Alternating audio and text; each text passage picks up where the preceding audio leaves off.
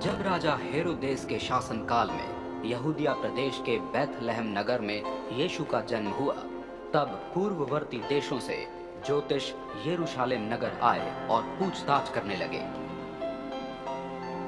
कहाँ है वो यहूदियों के राजा जिन्होंने जन्म लिया है? पूर्ववर्ती देशों में हमने उनका तारा देखा है और हम उनकी आराधना करने के लिए यहाँ आए हैं।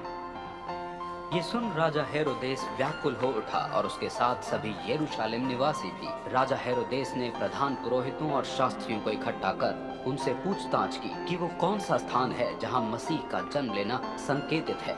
उन्होंने उत्तर दिया, यहूदिया प्रदेश के बैतलहम नगर में, क्योंकि भविष्यद्वक्ता का लेख है, और तुम यहूदिया प्रदेश के बैतलहम नगर यहूदिया प्रदेश के नायकों के मध्य किसी भी रीति से छोटे नहीं हो, क्योंकि तुम में से ही एक राजा का आगमन होगा जो मेरी प्रजा इस्राएल का चरवाहा होगा। इसलिए हेरोदेस ने ज्योतिषियों को अलग ले जाकर उनसे उस तारे के उदय होने का ठीक ठीक समय मालूम किया और उन्हें बैतलहम नगर भेजते हुए कहा, आप लोग जाकर सावधानी पूर्वक उस बालक की खोज कीजिए और जब वो आपको मिल जाए तो मुझे उसकी सूचना दीजिए कि मैं भी उसकी वंदना करने जा सकूं।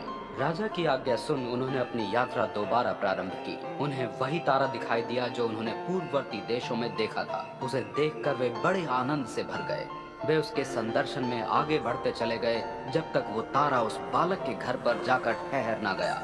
घर में प्रवेश करने पर उन्होंने उस बालक को उसकी माता मरियम के साथ देखा और झुककर उस बालक की आराधना की। और फिर उन्होंने अपने कीमती उपहार सोना, लोबान और गंधरस उसे भेंट किए। उन्हें स्वप्न में परमेश्वर द्वारा ये चेतावनी दी गई कि वे राजा हेरोदेस के पास लौट कर न जाएं। इसलिए वे एक अन्य मार्ग से अपने देश लौट गए।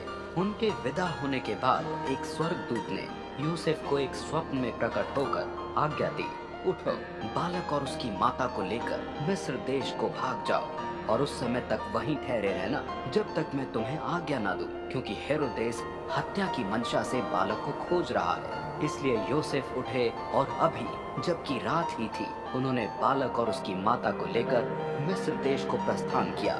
वे वहां हेरोदेस की मृत्यु तक ठहरे रहे कि प्रभु का ये वचन पूरा हो जो उन्होंने एक भविष्यद्वक्ता के माध्यम से कहा था, मिस्र देश में से मैंने अपने पुत्र को बुलाया। ये मालूम होने पर कि ज्योतिष उसे मूर्ख बना गए हैं, हेरोदेस बहुत ही क्रोधित हुआ।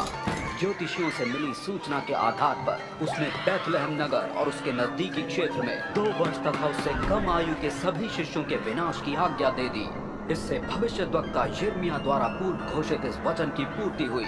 रमाह नगर में एक शब्द सुना गया, रोना तथा घोर विलाप। राहेल अपने बालकों के लिए रो रही है, धीरज उसे स्वीकार नहीं, क्योंकि अब वे हैं ही नहीं।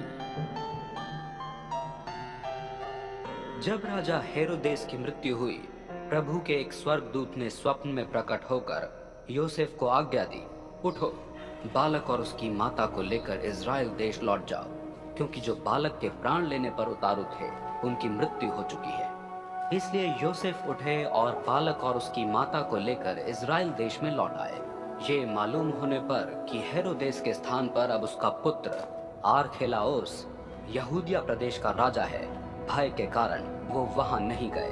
तब परमेश्वर की ओर से स्वप्न में चेतावनी प्राप्त होने पर वो गलील प्रदेश की ओर चल दिए तथा नाजरत नामक नगर में जाकर बस गए कि भविष्यद्वक्ताओं द्वारा कहा गया ये वचन पूरा हो, वो नाजरी कहलाएगा।